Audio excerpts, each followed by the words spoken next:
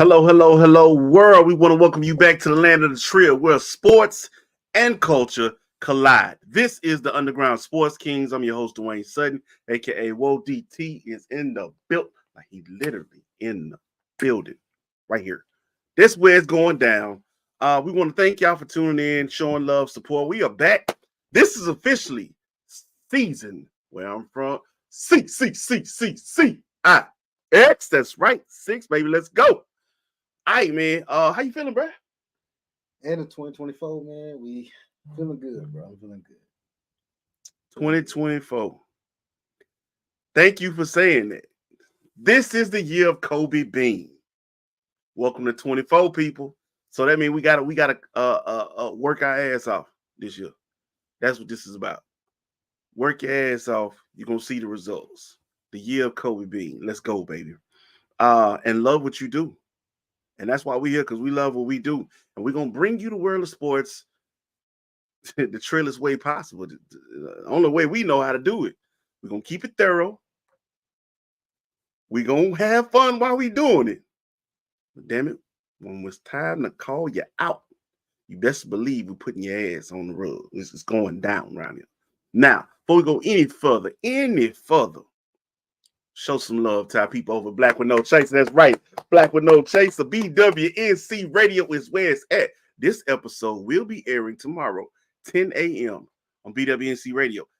Come for the podcast. Stay for some dope music. I'm telling you right now, this is a movement. Stop playing. Shout out to our people over Black with No Chaser. TK, what's happening, bro? CJ, what's going on, man? Dollar. Y'all heard the music when it come on with the intro? Matter of fact, all the music for I Am War Media Group, Dollar Black. My 2 cents album, straight instrumentals, you dig? But yeah, man, big news going down. The world of sports goes round. And with that being said,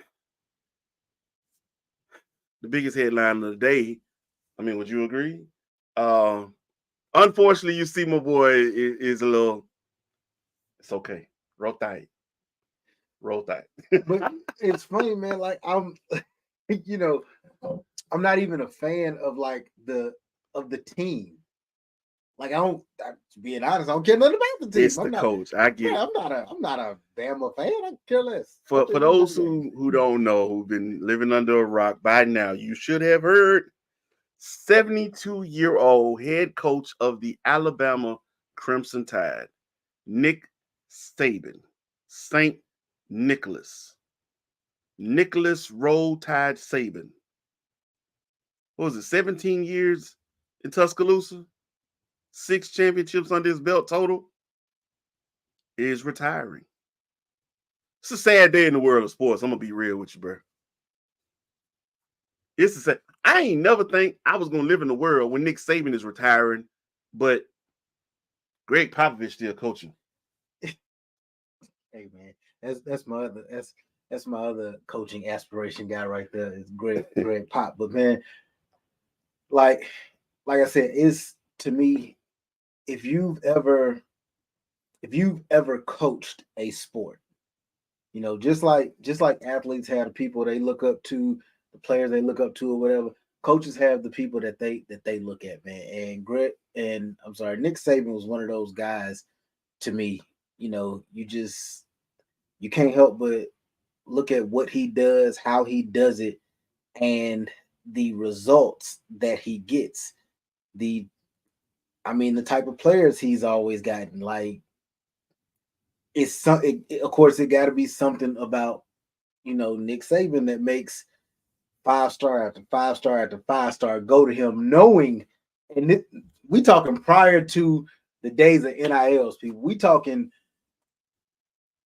5-star recruit after 5-star recruit after 5-star recruit, knowing that it's already another 5-star there when you get there. Like, but you know what? I appreciate that. Those are the people who are not afraid of competition.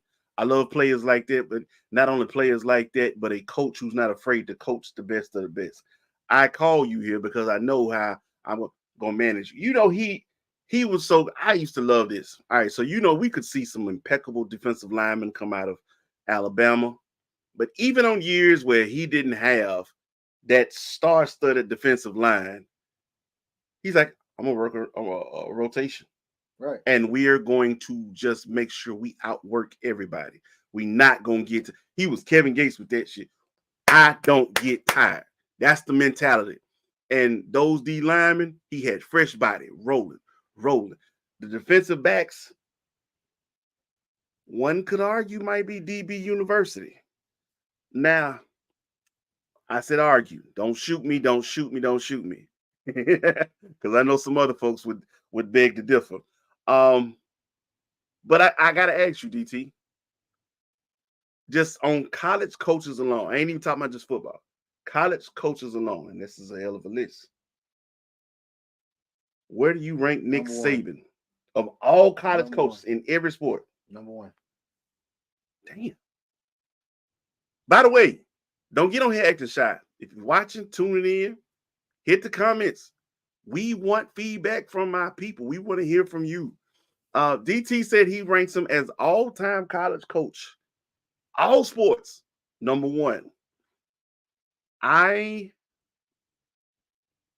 want to disagree, but it's hard to do that. It's hard to do that because he did it at LSU. He did it at Bama. He recruited some of the best talent, created some of the best pros. And you know, that ain't easy to do. The college game and the pro game is, they are not the same. You don't always hit the ground running unless you're a running back. And even then, you got to have a certain frame. Well, not just that. It's a certain mindset too, because I'm gonna tell you when the moment I decided he was number 1 goes back to when Richardson talked about how his time in the NFL, what messed up, where he messed up in the NFL. He said, being in college, you had these designated times for workouts. And he was like, Coach Saban made sure, we stayed on top of everything. He said, man, I got into the league and it became you got to do this on your own. And he was like, I couldn't adjust. I could not get used to a life of, all right, it's on me. So I then start looking at some of the other guys that have come out from Alabama and how they've done and what they did. And I'm like, yeah, you could argue there's only a handful of outcriers that did not do well. Let's be real. Everybody done got on Matt Jones the last year or so, right? Yeah. That first year Matt Jones was there, everybody looked at him like, whoa, okay. He also had Belichick. They said Belichick might have found that next dude. I don't know what happened between that first year and now, but Matt Jones ain't the same person. His confidence is shot to hell, but the dude Nick Saban has put out quality talent after quality talent after quality talent, year after year after year after year. If he wasn't winning the championship, he was winning the SEC. If he was winning it, most time he was winning the SEC, he was getting the title games. I'm gonna be real with you. When it comes to Nick Saban, it was title or bust for him every season. You don't want to just win the SEC with Alabama, and I'm sure Crimson Tide fans would agree with that. But you come into expectations, even when it's not the strongest team, you still say, well, we got a good team and we got Nick Saban. We got a chance. And it was always Nick find a way. Hell, look at it this year. They get beat by Texas and everybody was just like, that might be it for them. Hey, yet they found a way to the college playoff. Yeah, we're not gonna go there. I'm gonna leave that right there. Yeah, but it happened. It happened. I get it, man. Oh, it happened. And then, of course, you have to. That's another thing that I always say is a testament to somebody's greatness. Look at the coaches that have come from him. We got one right here in Georgia. I mean, this man, and whether people want to say it or not, whether people want to admit it or not, Kirby Smart has built a freaking machine in Georgia. He has. A freaking machine. I give him that. When Nick feels like you're not up to par, or you know what, this ain't for you. Look at how he did Lane Kiffin in the college football playoff. I forgot who that was they were playing that first round. But Lane Kiffin came out wanting to show Florida Atlantic what he gonna do when he get there. And Nick was like, "That's what we doing? All right." As soon as they won the game, hey Lane, you can go ahead and go to Florida, dog. We don't need you that bad. You can go ahead and go to Florida. Well, look, we got to push on. We bid you adieu, Nick Saban. I will say this, man. It's gonna be interesting to see who fills those shoes on that sideline. You feel me? Who rocks the polos on the sideline? Because that's gonna be worse than going. That's gonna be worse than going to Chicago after Jordan left. Yo, that's the hell. Look, I saw what's kid. I don't know you follow him, man. Funny Man Johnson on IG, and he was like, the next coach after Saban during the coin toss. Heads, tails. Oh no, he lost. Get him out of here. We can't. Nick would never. I said he right. Yeah, this is bad. That's gonna be a job. You're gonna be like, I don't want this. I want it, but I don't want it that bad. Hey, it's like meeting a baddie, and you like, I got the best thing smoking. This one 10-10. She got everything I could want ever ask for, but then you find out her ex-boyfriend was like Shaq or something like that. Or like they used to say about God rest her soul, Queen Coretta Scott. Like, yeah, it's the reason why she didn't excuse me, my last husband had a dream. Nigga, you ain't got a plan. Be hard on them, baby. But nah, man. Crimson Tide fans, we good luck to y'all, man. Nick Saban, we bid you adieu. Again, I'm hearing already Oregon's head coach Dan Lanning is a front runner. That ain't gonna work. That ain't gonna work. I can't see it, man. You ain't even got the SEC blood running through you at all. Nah, man, I can't see at all. Oh, well, then again, Kelly did end up at LSU right after. What up, brother? You know what? Hey man, that damn Ogeron is hilarious, my boy. I ain't never seen somebody supposed to be at LSU so bad. Ogeron, I tell you what, yeah, I'll tell you what else happened.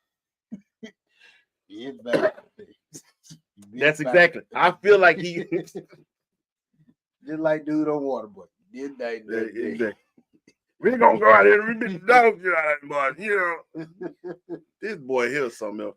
All right, man. Pushing on. Look, speaking of college football, there was a champion named. The college football playoffs went down. We got the best of the four teams, so-called four best teams. Two of the best teams didn't even get to the playoffs. What's happening, mama? But nah, man, we got to see the considered four best teams in college football. And I ain't gonna lie to you. The semis did not let me down. I enjoyed myself. Let's see here. So it went down like this. January 1, Alabama faced off with Michigan. Alabama. That's right. Faced off with Michigan. And in overtime, the Wolverines prevailed. Did you see that coming? Nope. Thought Alabama was going to pretty much beat them by a touchdown and a field goal. I'd be lying to you if I said I expected Michigan to win that game. However, if you know your boy, go blue. I ain't studying no SEC team full time. That's how I feel. Y'all wanted SEC blood in there, and SEC blood got smacked and sent home. Done. Cool. All right. So I felt good about that. I was a little shocked, but I felt good about that. But then there was another game on the other side, on the flip side. Tejas, Texas, and Washington. Number 3, number 2 faced off. and it was a battle. But them Huskies pulled it out. The Huskies made it a battle because the Huskies did exactly what they did down the stretch of the season. Like they showed you for a good half and maybe probably about 2.5 quarters. They showed you they were just better. And then it was like they relaxed. Look, you already know I definitely am. I'm going to give that shout out to that special Wolverine fan. But first, so you say the Huskies pulled it out. I ain't gonna lie. So Washington, Michigan, no SEC team or future SEC team will be in the championship game. I loved it. It was good. This is what you wanted, right? You wanted that Southern blood. You wanted that SEC power there, and they both gone. The current and the future out. Done. Cool. Pac-12, Big Ten. Let's roll. The last of a dying breed, literally, because the Pac-12 is really up in dust now.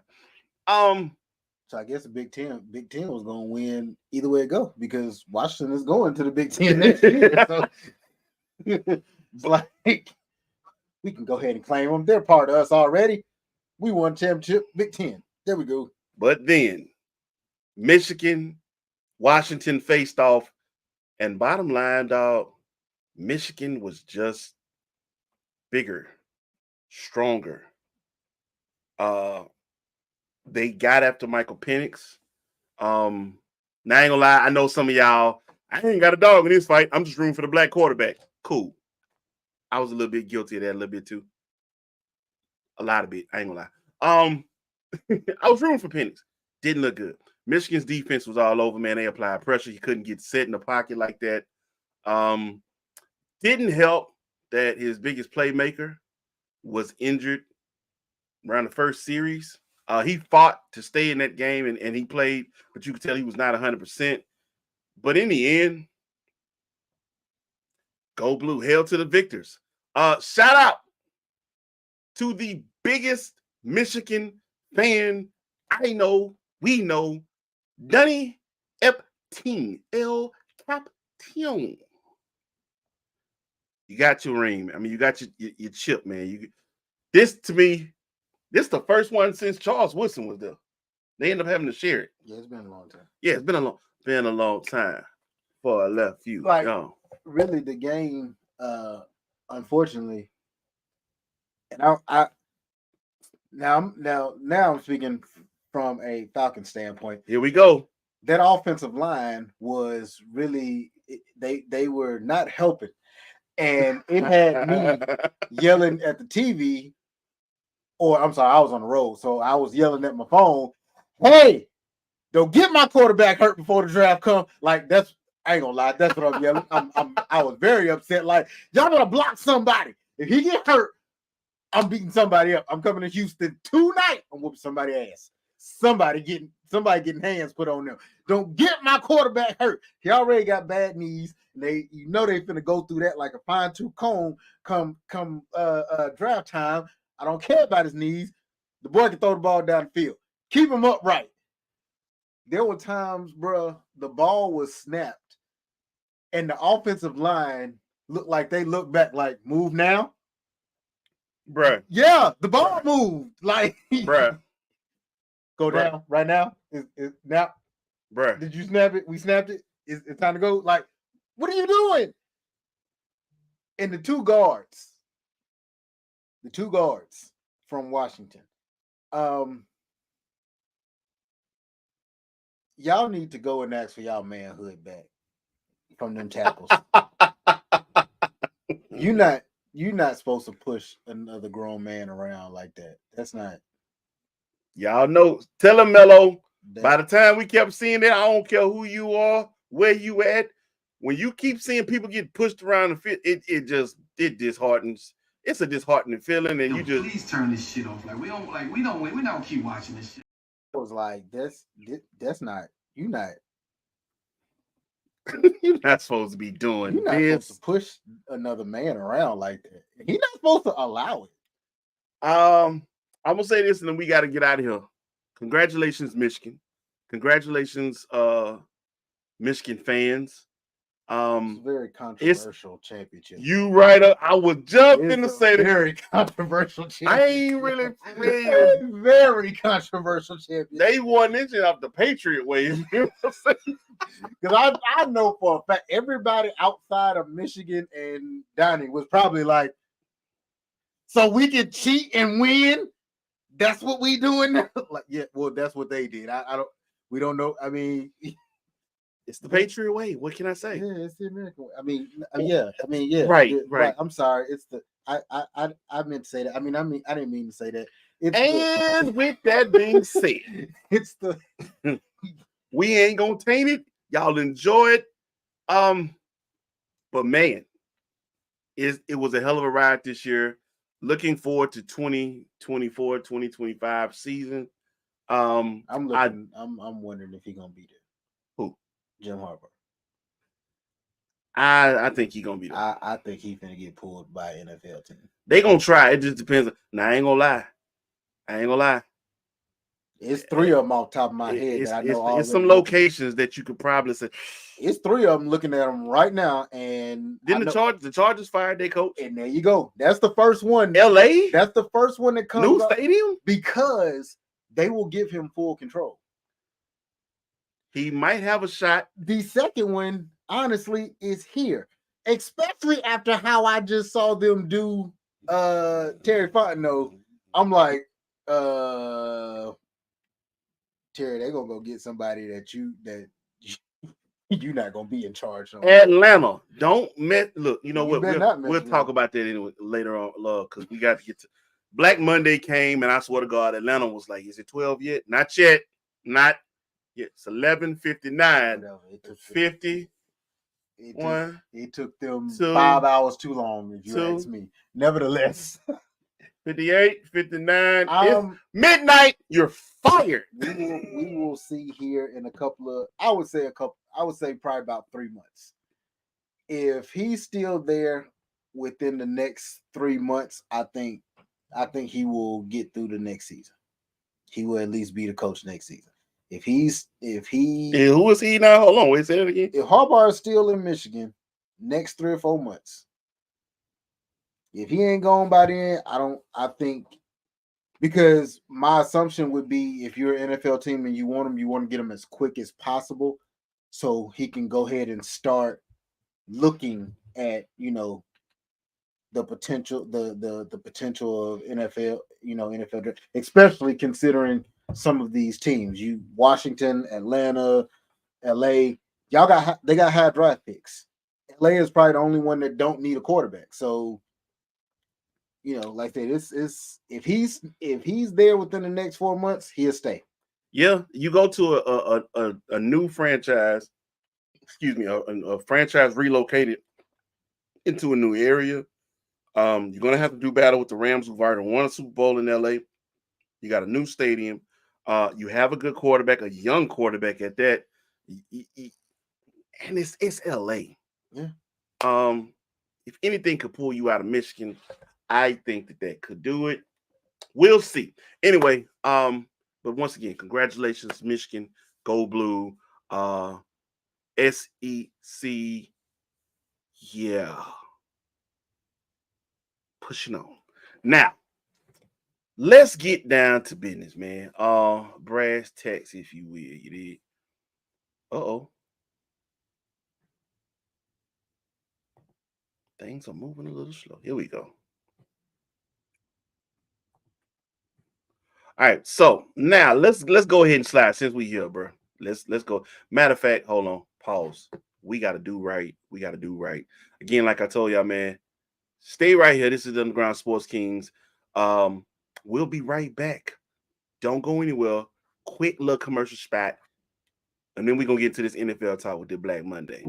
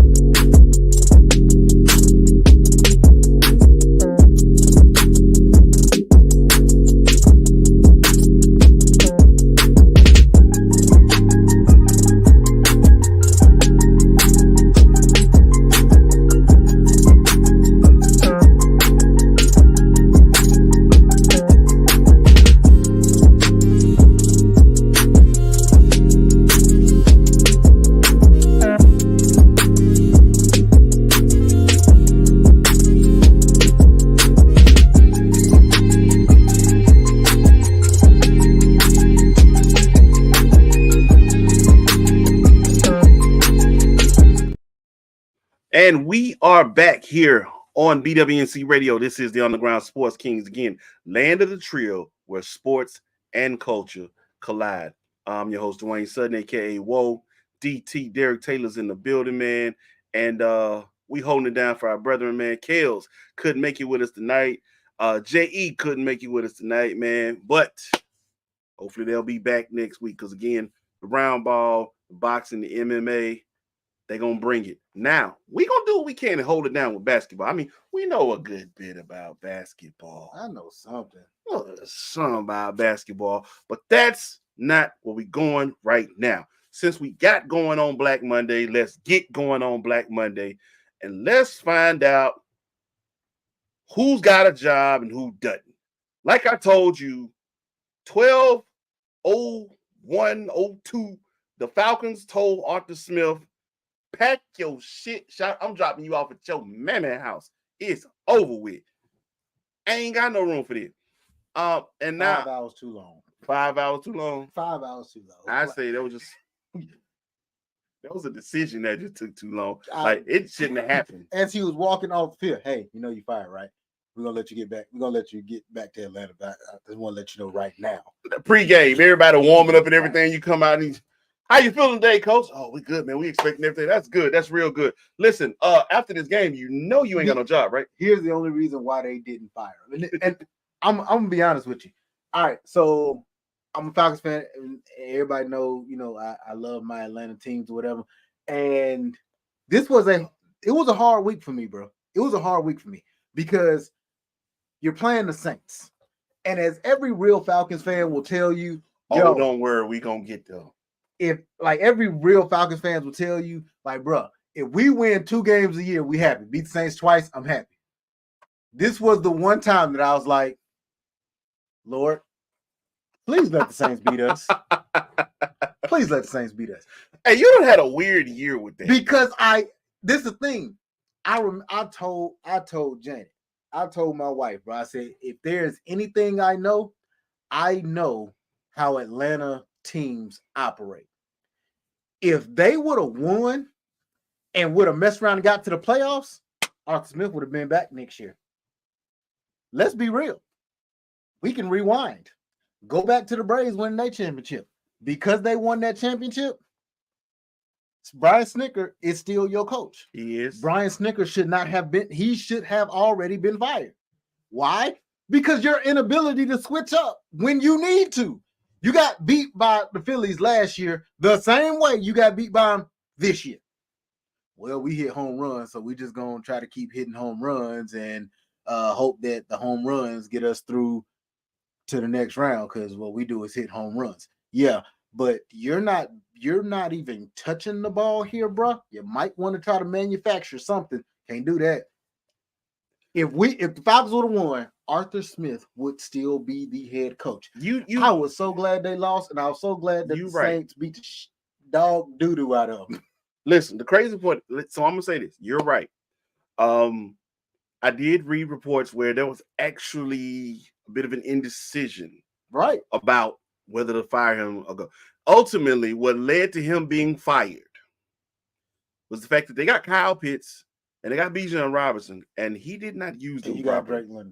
But he didn't use those two, the main two, especially Kyle Pitts. When you think about what you moved damn near heaven and earth to get him. No, you screwed up that draft to get him. Well, that too. But, and then you don't even want to throw him the ball. But here's the thing. Kyle, as well as others in the organization, said Kyle wasn't fully healthy. Here go the thing. We always tell y'all, man, we for real, like, we watch sports. We don't just talk it like, casual fans. We talk it because we pay attention to it. If you go back to when the Falcons played Arizona, Arthur Smith almost could have been fired after that game. And I will tell you why. He coached that game with his emotion, and that was it. Everybody kept saying, well, Bijan's not getting the ball enough. The first punt of the game, he had Bijan returning the punt. What the hell are you doing? Well, y'all said he wasn't getting the ball and he needed to get the ball more. So I'm gonna find every way possible to give him the ball. But he never did it again. That told me everything I need to know right then. I ain't gonna lie. You could just, you know how you could just look at some people and you go, he ain't that smart. I feel like that with Arthur Smith. Yeah, Arthur Smith, well, he one of them offensive minds that, like Shanahan, them. I'm the smartest person in the room. As soon as I walk in there, he looked like he drank syrup straight out the jar. that fool coached this entire year, the entire offense. He coached it like dude from Waterboy. He fakes. No. He thinks about faking. No. He fakes the think about faking. Like what? Bruh. I've seen quite a few coaches like that this year. The play call that will stick in every Falcons fan's mind. Hold on. Wait. You had Jonnu Smith throwing a tight end pass to Michael Pruitt with the number 4 pick blocking. Wait a minute. Your second string trying to throw a touchdown to your third string with your first string. Oh, he gonna block. And you know what he called it through the whole entire season? He said, these are unscouted looks. Shut up. Anyway, look. Exactly. I'm not doing this. We was always like, what the fuck is you talking about? They're the looks no one's prepared for. What? I'm gonna tell you exactly how you respond to that right there, baby. You hear stuff like this. What? A bullshit? A bullshit? A bullshit. A bullshit. I remember saying to myself, I bet Mike Vrabel was like, you doing what? No, hell no. Look, Get the ball to Henry and stop this nonsense. Don't call that. Well, Paul, we gotta keep pushing. So Arthur Smith out. Falcons was like, we're done with this one. I'm not doing this with you no more. So he gonna be working at Zaxby's. Do you think so? I don't even know. All right, Ron Rivera out in Washington, which we knew was coming. Did figure that was coming. They went and got you. All right, so the Washington Commanders never really had just the greatest offensive flow. I feel like you have a good weapon in Terry McLaurin, but you have to find a way to get the ball in his hands. They said, okay, well, fine. You can't do it. We'll bring you in somebody who should have your job. But that's neither here nor there. They brought in EB, Eric Bieniemy. Offense was a little up in because you do have a rookie quarterback. But who up until about 4 weeks ago was leading the league in passing yards. And was. But defensively, I ain't gonna lie, schematically, Ron Rivera, he has a new GM there, and if you're just not my guy, you're just not my guy. So he was already on thin ice. Therefore, case closed with that one. So now I ain't gonna lie to you, personally, if you go back and look at Ron Rivera's track record, I don't think he ever gets another head coaching job. I don't think he should want one. Anyway, Mike Vrabel out in Tennessee. That one, not gonna lie, a little bit of a shocker, considering the fact that that team was trash. That team didn't have their starting quarterback for most of the year. And even when he did, he was there. They ended up playing with a rookie some. It just was an odd season. You got DeAndre Hopkins in, but even then, kind of like Washington, they in the middle of the season was all right. We finna start trading away people, so you kind of knew that was coming. Like anytime during a season, a organization starts trading away what should be cornerstone pieces, coach getting fired. Yeah, it's gone. When they start having that flash sale, it's a wrap. Pete Carroll. Now this one shocked me. Pete Carroll out in Seattle. Why did it shock you? It just seemed like they just were never gonna let him go. They let Russ go before they let him go. You know what's funny is what you just said. Like they seemed like they were never gonna let him go, and you are absolutely right. Because Pete Carroll going into last year, he treated that summer was like the dude who walked into the supervisor's office was like, "Look, I ain't doing shit. I ain't working today. You better not come to me and say nothing. Fuck you. Like, he's cool, but fuck you. Like, it was like, damn, Pete trying to get fired. But they was just like, That's why I said it just we're not didn't gonna let you seem go like yet. they was like, Pete's our guy, and we gonna ride it till the wheels fall off. Yeah. And then apparently somewhere along the way the wheels fell off. We just didn't. I don't know. Nobody knew. I guess they expected more out of this team. I don't know. Another year, with Gino running, and there's no uncertainty of him starting. Like, it's your team, Gino. Do your thing. We got DK back. You got Tyler Lockett. Like, we got some weapons here. We went and got what's the boy out of Michigan State? Kenny Walker. Mm-hmm. We've gotten you some pieces. Defensively, we're not going to be the Legion of Boom, but Ever again. Pete, come on, Pete. Surely you can. Come on, Pete. Surely you can turn this water into wine. Well, here's the thing. If I'm not mistaken, wasn't the architect of the Legion of Boom Dan Quinn? It was. All right, Dan Quinn is out in Dallas. Dallas is doing whatever they can. They flourished this year, even in spite of losing their best corner. Dan Quinn actually might be the next head coach in Seattle. I can see that happening. Keep your eyes peeled. But anyway, that was Black Monday. It's still not over with. I'm still expecting a couple more names to drop. I thought it was more. I mean, it was some coordinators and position coaches. I think the entire Washington offensive court. No, was it Washington? He didn't get going yet. They ain't decided yet. Belichick is a maybe.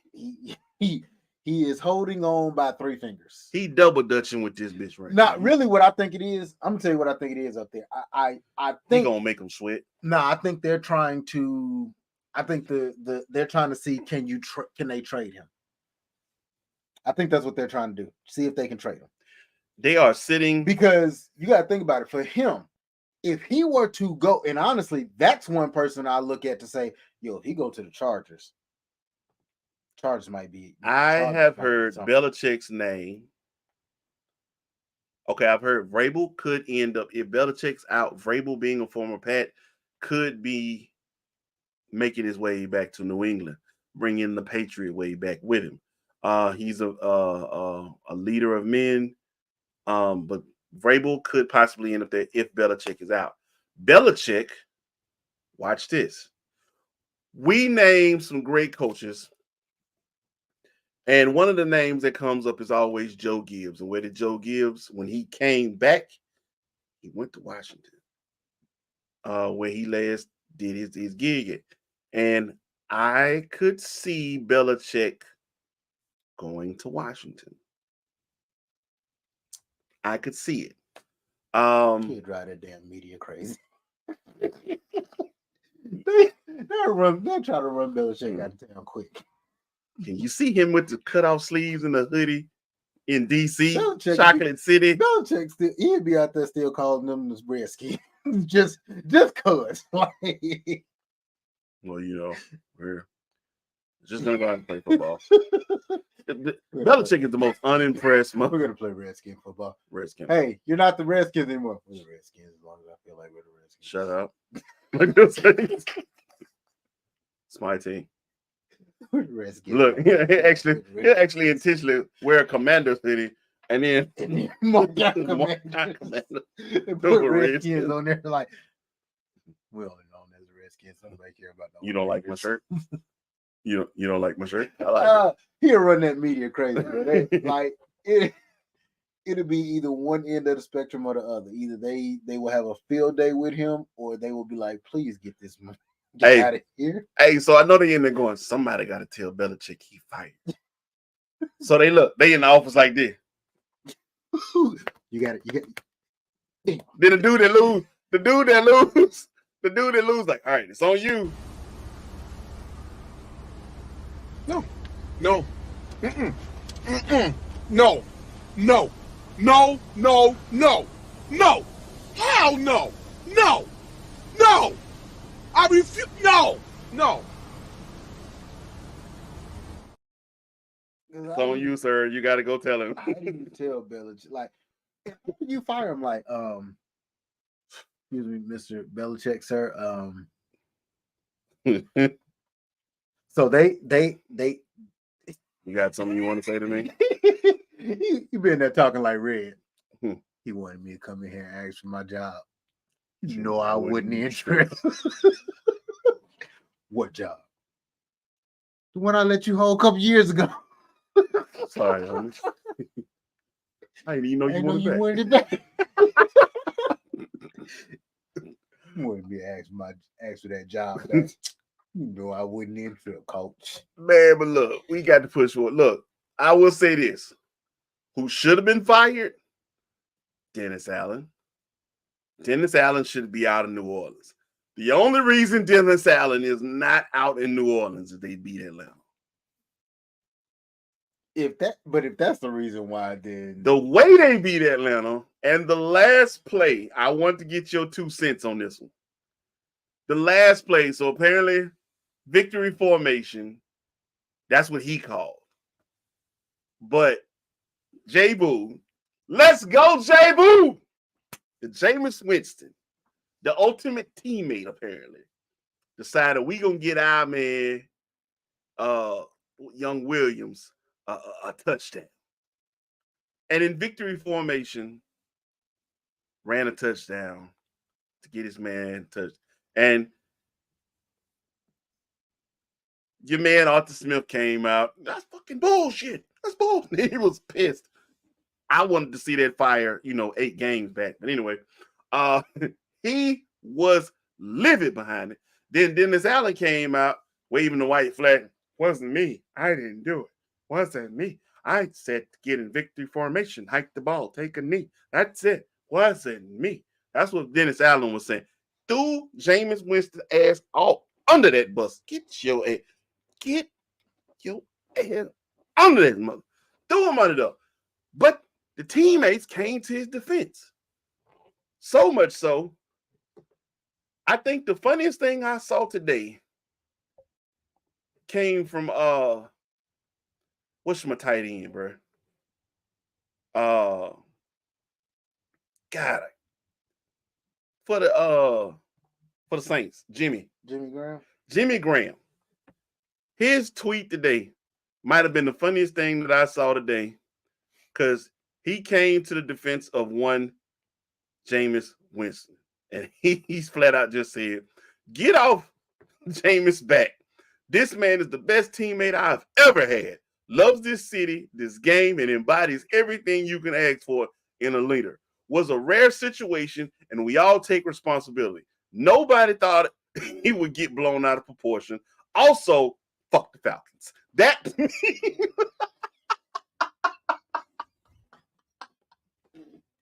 that to me might have been the funniest thing, because he was very serious by repping for his team while at the same time cussing out the rival.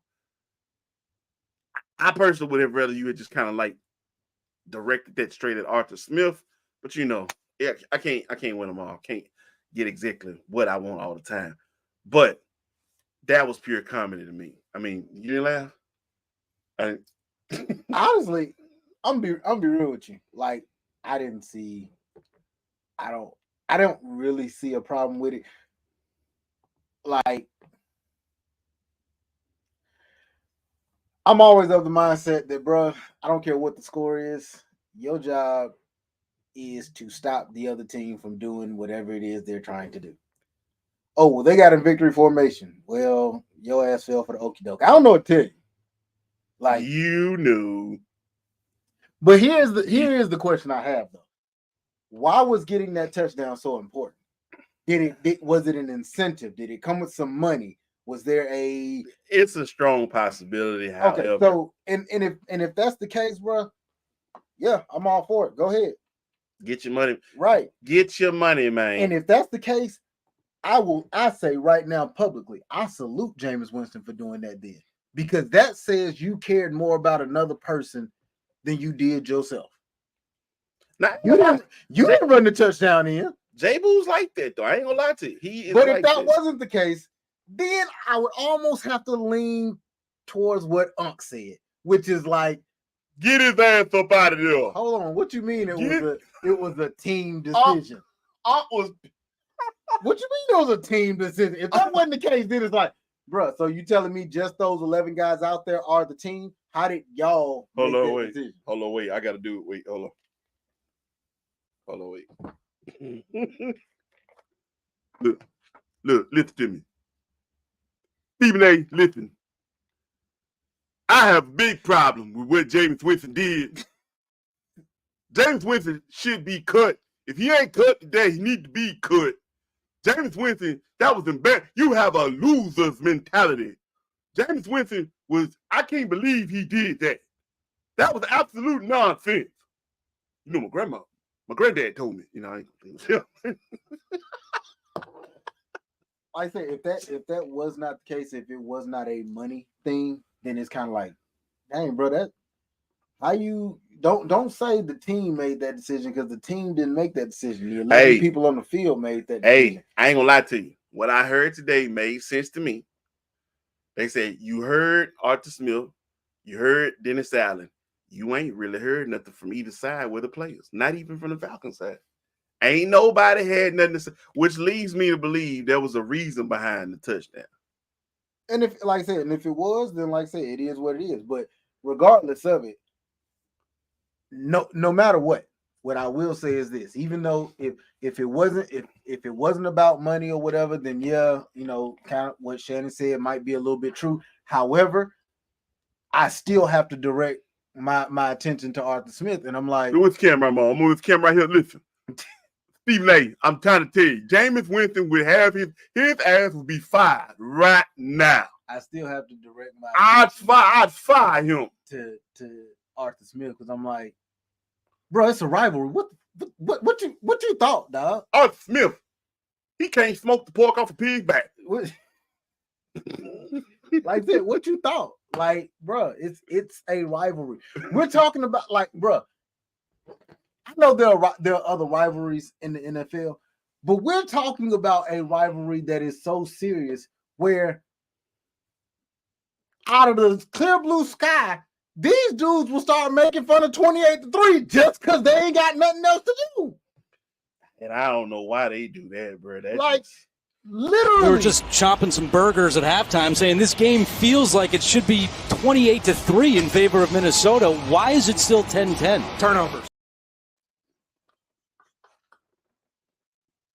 If there is a moment or a chance for Saints, the organization, the team, the fans or whatever, to rub something in their face, they're going to. They are going to. I ain't mad, bro. Again, in the year of the Holy Kobe Bean, I'm with the shits. Let's go. Yeah. I'm gonna say that it's a rivalry. Do what you does. I ain't mad at it. But anyway, peace out, Arthur Smith. I swear, he looked like he snorted his breakfast. Anyway, moving along. Almost went too far. All right. So, now that we've gotten that out the way, expect some big things to start popping off in the NFL. I did see the player appointed first team. Excuse me, how I put this. I don't want to mess that up. The All-Pro team? Yeah, the second annual Players All-Pro team. So this is players appointed. So quarterback, Lamar Jackson. Running back, Christian McCaffrey. Fullback, Kyle Juszczyk. Both 49ers. And a Raven quarterback. The receivers, CeeDee Lamb. You know, CeeDee, the one that they said was nobody's number one, isn't a number one. CeeDee said CeeDee's nuts, and he dropped on him this year. Tyreek Hill also was close. I'm telling you, if he played, there's a possibility. Not only he broken a receiving record, he could have cracked 2,000 yards. He might have reached that goal. Anyway, that's neither here nor there. Tight end, Travis Kelce. Some would argue Sam Laporta, even as a rookie, might. But I'll digress from that part. Left tackle, Trent Williams. San Francisco 49ers. Left guard, Joe Bitonio. Cleveland. Tyler Smith out of Dallas with them Cowboys. Center Jason Kelsey, Travis's brother, out of Philly, which is possibly his last year. I believe it's his last year this year. Right guard Zach Martin out of Dallas, and then right tackle Lane Johnson out of Philly. I see NFC East running thick through that offense. Defensively, edge rusher Myles Garrett and Max Crosby. The league leader in sacks was T.J. Watt, not listed. Yeah, I thought that was a little weird. Nose tackle Dexter Lawrence out the Giants. Interior defensive lineman Chris Jones, Kansas City, a definite problem. Aaron Donald for the Rams, a definite problem. Off-ball linebackers, Roquan Smith for Baltimore, who has been nothing but short of sensational since becoming a Raven. And Fred, I am the Predator, Warner. That boy, sideline and sideline, is a monster. I mean, an absolute monster. Cornerback, Deron Bland out of Dallas. Pat Surtain II out of Denver. Free safety, Jesse Bates out of Atlanta. ATL got on here. It's the best thing smoking for y'all this year. Bates had a great year. Strong safety, Kyle Hamilton out of Baltimore. Kick returner, Keyshawn Nixon out of Green Bay. Punt returner, Darius Davis out of the Chargers. Jalen Reeves Maben is your core teamer. Brendan Schooler as well. Then kicker, Brandon Aubrey out of Dallas. AJ Cole from Vegas is your punter and your long snapper. Ross, I don't even know why I'm mentioning the special teams guys. Do you know who they are? I don't. I don't care. Football, baby. Anyway, that's the players' choices right there. Again, I don't think that was really a wrong answer. Just probably might have been some better answers. Again, I think if you're going to lead the league in sack, I think you should be one of the top 2 pass rushers in the league. But that's neither here nor there. So shout out TJ Watt. Find it odd that there were no, especially from the defensive side, there were no New York Jets. The Jets had one of the most amazingly statistical years. Pro Football Focus had the number 1 defense, the New York Jets. The number 32 offense belonged to the New York Jets. And I think that, like, it's funny, but that's the thing. Like, you talk about ends of the spectrum, bro. Right? When you look at you kind of think about how much time they spent on the field, man. Like, how? Yeah, and that's why, especially the interior lineman, I'm really surprised there wasn't no Jet on there. The interior line was strong. Now that we got that portion of the show out the way, let's get to this in the NFL playoff bracket. It's going down wild card weekend this coming weekend, January 13th, 14th, 15th, Saturday, Sunday, Monday. So it goes down. The NFC looks like this. The Green Bay Packers will be traveling to Dallas, which definitely works in Dallas's favor because they don't have to go to the frozen tundra. I'm going to ask you, DT, can Jordan Love and the Packers travel to Dallas and get this win? Because we talking about Dallas in the playoffs, yeah, they can. Ooh, Dallas in the play. He thinks they can. I'm expecting. Has Dallas shown you anything other than, like? I'll say this. I'm with you on it. Dallas is 12-5 on the season, but they are perfect at home, and that sounds like they should be unbeatable. But if you know, like I know, them Cowboys always do cowboy things, and I'm with you on that, my boy. They will most definitely. I will say it's not as big of how I say this, 60-40 chance Green Bay can get this win. The matter of fact, you probably go 55-45. It's not 50-50, but 55-45. Aaron Jones has to stay healthy. 52-48. Aaron Jones got to stay healthy. Christian Watkins needs to be back and be healthy. But they have a nice young core in Green Bay. Keep Jordan Love upright, which I know is going to be hard to do because you got a Michael Parsons out there. But Green Bay definitely has a chance. We'll see how that plays out. Now, you want to hear where the drama's at? By the way, That would be Mike McCarthy facing off against his old team. And I was just about to say, if there was ever a storyline, the two storylines that you want to look at in that game is, Mike McCarthy versus his old team. Right. Y'all shouldn't have let me go. Or does that mean you're going to go ahead and call some stupid tail plays? And then you do have Dak Prescott, who in the playoffs tends to just sailing. he just started throwing the ball everywhere. Who want a ball? You want a ball? You want a ball? I got a ball. But I will say this. He said he wasn't going to throw over 10 interceptions this year. He threw 9. Looked like he was going to blow past that. But Dak looks, I ain't going to lie, MVP worthy. I will be honest with you. I ain't going to lie. It makes me a little nauseous to say that. But he does look a little MVP worthy. Let me go ahead and put this out here. When I say there's drama, there's definitely drama. These storylines, TNT ain't got this kind of drama. You did. The LA Rams, the number 6 LA Rams, will be traveling to Detroit. Now, remember, they did a quarterback swap, like White Swap. They did a quarterback swap, and they was like, hey, Detroit, we want Matt Stafford. We'll give you Jared Goff.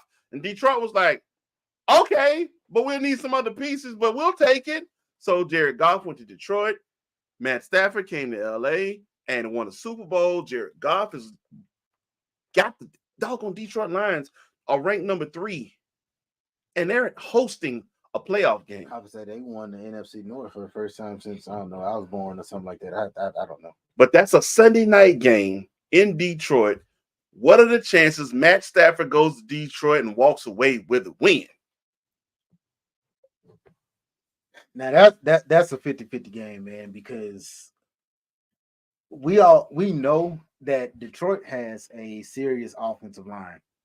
But boy, if you have been paying attention to the Rams the last let's forget let's forget last week. I was going to say, ever since their bye, which was about 5-6 weeks ago. Oh, that team been something else. Remember the start of the year, and you was hearing names like Tutu Atwell. Tutu barely getting on the field. Puka Nacua, Cooper Kupp is back. I'm gonna tell you right now, Kyron Williams has pushed his name among the elitist of the running backs in the league. All right, I'm telling you right now, Tyler Higbee's out here doing this thing. This Rams team is loaded. Sean McVay is being creative, finding a way to get the balls in the hand. Like I said, Puka Nacua, the boy went out here as a 5th-round wide receiver and set a receiving record as a rookie. I'm gonna tell you the scariest thing about the Rams, and yes, it is me who is going to say this, is the quarterback is healthy. And Matt Stafford, I've always told y'all, Matt Stafford is a ticking time bomb that detonates by remote. So you can't never trust that. But Matt ain't been turning the ball over. So, and he got great weapons around him. If they can hold up on that front in that front, they can keep him off the ground. Limit Detroit to about 3 sacks, they win that game. Okay. I can see that. I really can. I can see that. Aaron Donald has to be a problem. He has to be a disruptor. Not only just with getting into, but not only just with as far as containing the quarterback, but he has to disrupt the running game. Like, he cannot let that offense get rhythm going. But yeah, this is going to be a fun one. I love the storyline here. Next up, like I said, that one is Sunday night, 8:15 Eastern. This one, Philly at Tampa. Whoa. The Buccaneers are hosting. I mean, did you think Philly, the way things were going this year, would be a road team in the playoffs? Hell no would be the answer to that. No. Like, you honestly thought that up until the last game of the season, the way it was going at one point, you really thought up until the last week of the season, Philly would have been battling with San Francisco on home field advantage. And you talk about a team that basically backed into the playoffs, that would be the Philadelphia Eagles. Like, they backed into the playoffs. Like, man, we just trying to get there, dog. Like, this is your Monday night game, 8 p.m. Eastern Standard Time on ESPN, ABC, ESPN2, and ESPN Plus. I'm gonna say this: the chances of Philly going home. No, they're not. Road They're not game gonna in lose this Tampa. game. Here's what I'm going to say. That defense has been trashed the last 4 weeks, maybe longer. They have been extremely inconsistent. And if they cannot get out there and play their best ball, if Mike Evans can get going, which honestly, he doesn't need a lot of room. What is he, 6'4", 6'5"? He's still a playmaker, still someone who can go up and get that ball. Baker Mayfield thrives in moments like this. The stuff that people say he ain't got no business winning is when he seems to play his best ball. I'm not saying that they're going to beat Philly. Philly ain't got time to play around. This is the perfect fuck around and find out game. Fuck around you want to. You're going to find out you can and will be sent home.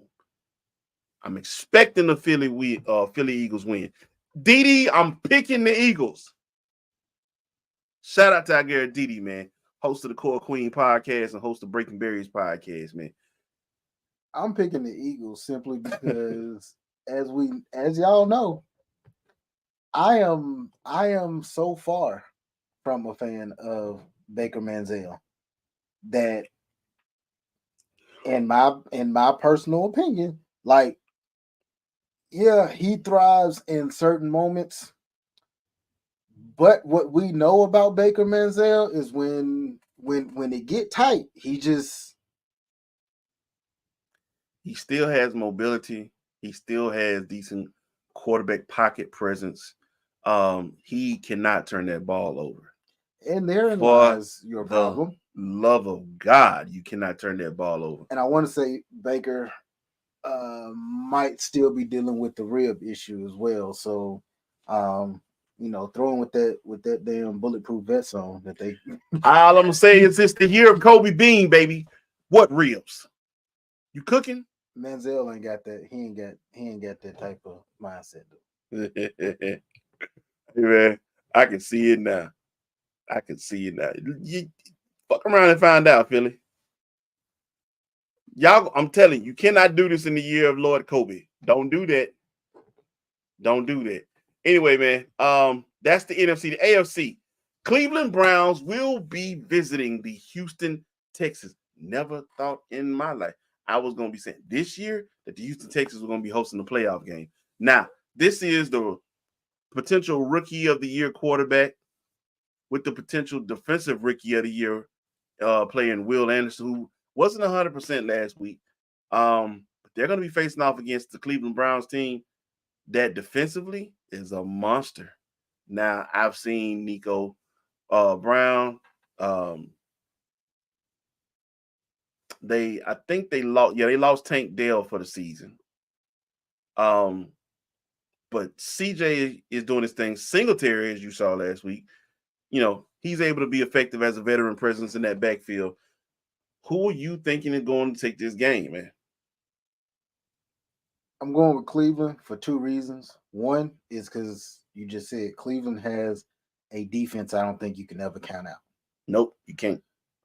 But the other reason is, and I don't think this is gonna be the Jay-Z. I'm gonna send you a reminder moment, bruh. Playoff Flacco is real. That's a real thing. That is a real thing. For 2 years, I watched that dude outplay not only the year they won the championship, but the year before that. He played Tom Brady up there in Foxborough, and they happened to lose the game. I remember this because even Tom Brady came out and said, best quarterback did not win the game tonight. remember that. I also Flacco is a real thing. I also forget to mention the possible coach of the year in D'Amico Ryans. I like everything about Houston, but it's some veteran presence over there in Cleveland. They're here even without their starting quarterback. It's like we finna wreck shop. Even I was finna say, even that is a great storyline because, like you said, D'Amico Ryans to have this team in the playoffs. When let's be real, at the beginning of the season, you said it, I said it, Kel said it. No, dog, don't take that job. That's a setup. That's a setup. You're gonna lose 5 games, and they're gonna be like, "All right, you fired." In the middle of the season, but you know what happened, that's right? how this gonna go. And yet, he got my quarterback. I'm like Soldier Boy right now. He stole my whole fucking flow. And yet, they not only did they but they got to the playoffs. But then on the flip side, like you just said, you look at the coaches, the coaching and coaching staff in Cleveland, bruh. A person that you paying $200 million guaranteed is sitting on the bench. He is sitting on the bench. The people you brought in at the beginning of the season sitting on the bench. Hey, Joe, what you doing? You want to play football again? We got a spot. And Joe was like, cool, I ain't doing shit. Hey, he's sitting on the bench. How you? My elbow hurt. My elbow hurt. And it's like, yo, Can you rub it for me? You went out and got Joe Flacco, a person who couldn't get on the field just last year. Man, Joe was out there finna start selling Buicks, bro. And yet this man came in and he saved the season because I ain't saved an entire season. Because PJ Walker gave it everything he had, but Jesus Christ, it wasn't going anywhere. But no, I'm expecting that to. I'm expecting the veteran presence and leadership of Cleveland to be able to pull this one out. But I ain't gonna lie, I like everything about Houston, and that pains me to say as a Colts fan. I'm gonna say it now, but they get past this. The rest of the AFC better look out. I'm telling you, real playoff Flacco is a real thing. Next up, we got the Dolphins. Speaking of frozen tundra, this you know how pissed off you got to be if you a Miami Dolphin right now. So we here practicing, and you look at your phone like, I ain't gonna even lie to you. Minus 5 degrees. If I'm Miami, I'm not practicing it that well. I'm going to Kansas City now. Yeah, you probably should already be. You should have been there yesterday. You should be there already. You supposed to be outside with no shirt on, running sprints. You better do something. Get used to this cold weather. Minus 5. Say goodbye to your nipples. This is ridiculous. They said the start of that game is going to be 0. By the time they get good and into the game, it's not minus 5. It's going to be -9. Below. Oh my God. Sub-0, bro. You talk about people falling without being. Oh, I'm down. Don't you better not hit me. I'm gonna punch you in your face. You better not hit me. I fail. I'm down. I gave myself up. I ain't gonna You lie. better not hit me in this cold. It's gonna be hard to catch that ball. I'm gonna tell you who I don't want to be. I don't want to be nobody's kick or punt returner. It's gonna be hard to catch that ball, and I pray to God you don't get hit while trying to do so. Something's gonna break on you. I don't know if I want to be somebody's kicker either. Like, you want me to kick this damn brick? Toes broken. Done. All I'm gonna tell y'all right now, the year of Lord Kobe. Tape it up. Let's keep going. Keep going. We gotta try. So, but this is we gonna look be at that team and we look at this game and you say, okay, well, what do we say always travels in the cold? You know me, dog. Even though I'm a Colts fan, my favorite division will always be the AFC North. Why? Because 2 things you have to know how to do to win the North: play defense and run the ball. If you can run the ball, you will win this game. Now, Miami, Kansas City, easily the better running game is in Miami. Yeah. Mostert, Achane, even Jeff Wilson. Mostert is a touchdown machine. Now he needs to be healthy, though. That's the biggest concern. Achane has been up and down with his health. As of right now, he looks good. Last week, he looked good. I should know because I won my fantasy leagues. All 3 of them, baby. Crown me, bitch. Doing this. Anyway, Achane looks good. Mostert looks good. Jeff Wilson looks good. They have a 3-headed monster in the backfield. While still saying there's a possibility of letting the cheetah loose on the end around. I don't know. Options are there. Tua cannot fumble this ball. And Tua has a problem with turnovers. Tua's turnovers.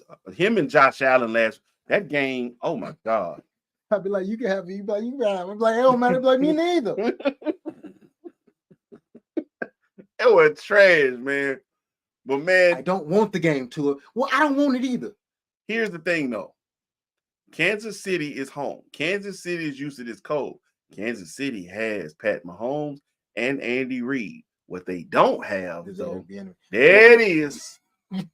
I guess they don't have Eric Bieniemy. They don't have a replacement for for Tyreek Hill, and they don't even have a veteran presence like Juju out here. Now they have a Rashee Rice, but here's the problem: I'm not really finna rely on my passing game in -9-degree weather. I'm not doing it. So we got to rely on Child running Pacheco. And I say Child running because if y'all have not actually seen him run, he do run like a 9-year-old. Once you see it, you can't unsee it. You can't. But it's him and Clyde. Ice cream truck out there. It's bad, yo. Yeah. Hey, he's like that kid.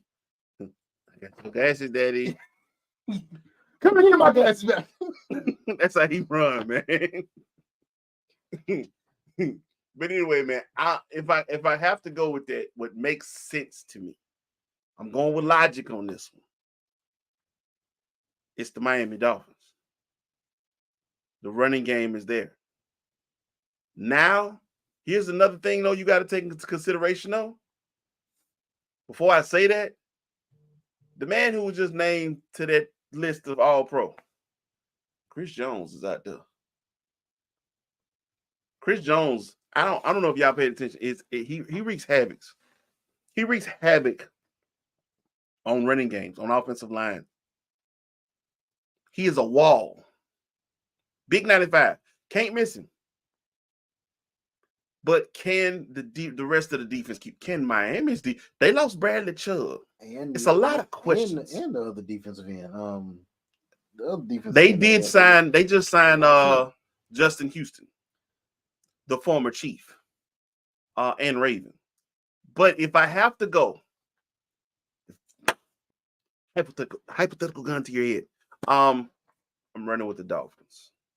I'm going with the Dolphins just because I don't want the Chiefs to win. Period. I feel you on that. I think we got one more, and I do believe it involves some terrible towels. Pops, this one's for you, man. Pittsburgh Steelers will be visiting the Buffalo Bills. Is TJ Watt playing that game? I need to know. Is TJ Watt playing that game? We probably won't know until probably tomorrow. However, this is what I will say about that game. We know the weather will not be a factor because although Buffalo is cold, he is out. Although Buffalo is cold, Pittsburgh is cold. So weather ain't gonna be a factor. What will be a factor is rather Josh Allen is in the giving mood or not. Because although their running game has looked fairly strong here in the last few weeks. Shout out to James Cook, UGA product.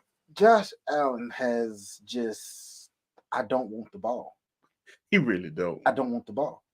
And I'm gonna take it. As a fantasy owner of Stephon Diggs, these two ain't connected for 20 yards in a game since Lord knows when. It's just Hey, that connection weaker than some bad Wi-Fi at a hotel in the woods. In the woods. That Wi-Fi gonna be weaker than the Wi-Fi at a hotel in Kansas City this weekend. Like they just. So I think not only that, I'm pretty sure Rudolph will be starting the game for Pittsburgh. Mason Rudolph. Is this He ain't his got no first, choice. Is this his first playoff game? I want to say yes. So I mean, I'm gonna take the team that I feel has the better defense. And even though Watt is not playing, I just feel like the better defense probably lies in Pittsburgh. And if Mason can find a way to make just a couple of plays, Josh Allen turned that ball over, man. Buffalo gonna lose this game. Say a name. Like I told you, AFC North football. Run the ball, play defense. Najee Harris. Let's go get this win, Tomlin. Najee Harris. Do it. Do it for Nick. With y'all about the same age, ain't you? Do it for Nick. Najee Harris, the 35-year-old 35-year-old third down third-year player. Well, I started to get gray hairs. Anyway, man. Najee Harris. What's the other guy? Number 30. God, I can't think of his name for them right now. Y'all forgive me, man. My brain ain't with me tonight. But I think that's a nice combination in the backfield. And if the defense can show up, even without TJ Watt, if that defense can show up, because again, it's still gonna be hard to catch this ball and throw this ball. That don't mean Josh Allen ain't gonna try, and that's the problem. I think because he's gonna try, he gonna make mistakes. Let's go get it, Fitz. Omar Epps, bring it home. Bring it home. This for you, Pops. Let's go. Now that is the NFL playoff setup. So we got Baltimore and San Francisco who have they are sitting on as number one. They got buys. So this is definitely going to be get your popcorn ready. My friend, get your popcorn ready. I'm telling you. Playoffs. Yeah, playoffs are here. And if you don't understand the amount of pressure that's really built up in this moment right now. I want everybody back. There's gonna be ball juice everywhere. Everybody get back. That's pressure right there, baby. It's built up. Now, we could sit here and go into some round ball. I ain't gonna even lie to you right now. I ain't gonna even go into all of that right now. We could probably, let's see what these standings look like at least. NBA standings. Out east, Celtics still hadn't hit 10 losses yet. So top 6 goes Boston, Milwaukee, Philly, the Knicks, the Heat, and the Pacers. The bottom 4, Cavs, Magic, Bulls, Nets. Still shocked to see the Magic hanging on the way they are? Yes. My God. But they're tied. No, I'm sorry, they're half a game behind Cleveland and India and Miami. So yeah, it's chunky right there. It's chunky right there. Them damn Hawks ain't shit. Ain't shit. God shit. Damn. You know they ain't shit because we just had to say they ain't shit 4 times. Back to back. Go on here with it. Now out west though, it's thick. It's thick. Coming up 10-1. Lakers are sitting at 500. The Suns, who they just lost to, well, the Lakers just beat the other night, 19-18, are sitting at the number 9, so they're half game back, as well as the Rockets, 18-17. Number 7, the Dallas Mavericks, and then sitting from 6-1, the Pelicans, who are half game behind the Kings, who are a game behind the Clippers. Finally figured out Clippers. The Nuggets, they're 2 games back of the Nuggets, who are at 3rd. OKC is handling business at number 2, and then number 1 is Minnesota Timberwolves. Shocked by any of that? Yes, a lot of it. Talk to me. Minnesota being number 1, OKC being number 2, Denver being number 3. Yeah. The Pelicans being in the top 6. Houston being in the top 10. Houston being in that top 10. Golden State not being in the top 10. Golden State not being there. Ja Phoenix Morant is hitting out for the season. Phoenix being at number 9 when you just put together a big 3, which they still ain't played together I yet. can say, which, by the way, somebody told y'all, I'm not putting 3 of the most injury-prone people in the NBA together and think I'm gonna win with it. Fools ain't played 3 games together yet. So yeah, a lot of the West is like whoa, can't believe that. But I do think most of this will shake out. Minnesota is not a top team. We know they're not. And I think everybody knows they're not. OKC is. I think they're a bottom of the pack type of Western Conference team. I don't think they're a top seed team. I ain't gonna say the top seed. Now I can see them around the 5-6 mark, but I ain't gonna say the top seed.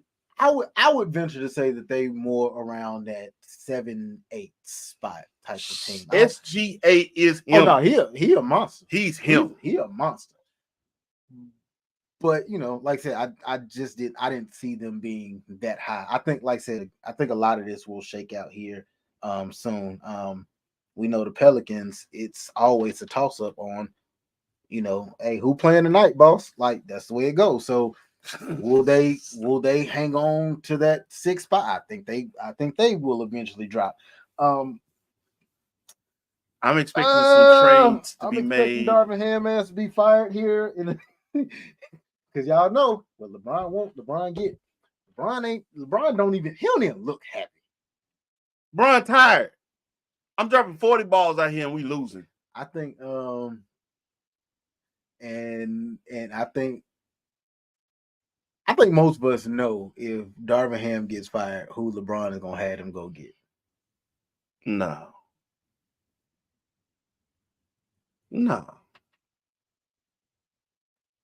Anyway, man, look. Okay. Draymond's back with Golden State.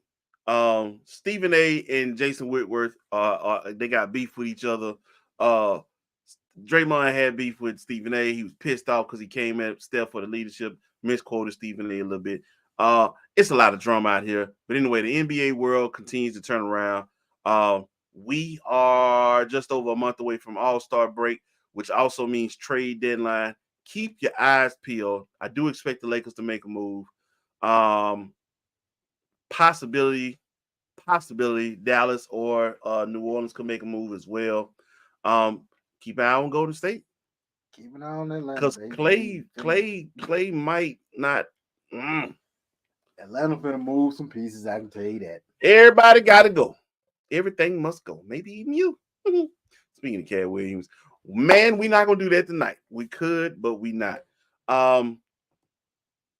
Last words, DT. I watched a video the other day, man, and I know I shared it with my family. But it was a gentleman talking about the difference between having motion and making progress. Make 2024 a year of progress, people, not the year of just being in motion. Because you can be jogging in place having motion, but that's not progress. So let's make progress. I love it. And that's what we're gonna do here with IMO Media Group. Let me tell y'all, thank y'all for showing your love and support for us, what we do. Shout out to the fellow shows on here. Breaking Barriers podcast was back last night. Felt good to see them back doing what they does. Shout out again to the host, Didi. Family, we right here with you, man, all the way through that. But good to see you, Drina, Adrian, y'all doing your thing. UGSK holding it down here tonight. Dylan's Dive Bar will be back next Thursday. It's going down. I Am Woe podcast is coming back Sunday, and we're going to be some absolute fools, but it's going to also be fun. Because, yeah, black women and black men, we need to talk. There's still 3 of us because Cole don't want to leave. Hey, man. We love you, baby. We just playing. Hey, shout out to Cole, man. She talking T. She doing her thing. She coming back. She'll be monthly, man. But, shout out to Cole. What's going on with you? All things undone. We'll return Monday as well. Shout out to Granny and shout out to Jayhawk, man. They doing their thing as well. Am I missing anyone? Core Queen definitely coming back as well. Like I said, that's hosted by Didi as well, man. But I said that, man, we loaded, locked and loaded. Iron Will podcast season is up, and like I told you, this episode and every day, 10 a.m., Iron Will Media Group will have a show up. But tomorrow morning, you can recap this one on BWNC Radio. Go download that app and stop playing. To everybody who's showing love and support to us, we thank you for tuning in. We appreciate your support. Continue to share, like. This also will be available on Spotify. So I need y'all to go like, subscribe to all that on Spotify, on YouTube. Go subscribe, hit that subscribe button. Thank you for tuning in and watching tonight. Follow us on Twitter as well, where we got the latest news. Shout out to our people over there running our Facebook page, Amy Nicole and Ross Found, man, doing their thing. And with that being said, peace to the God, man. We out this thing. Shout out to our bros, man. We gonna see y'all boys next week. Trill Family, it's been real.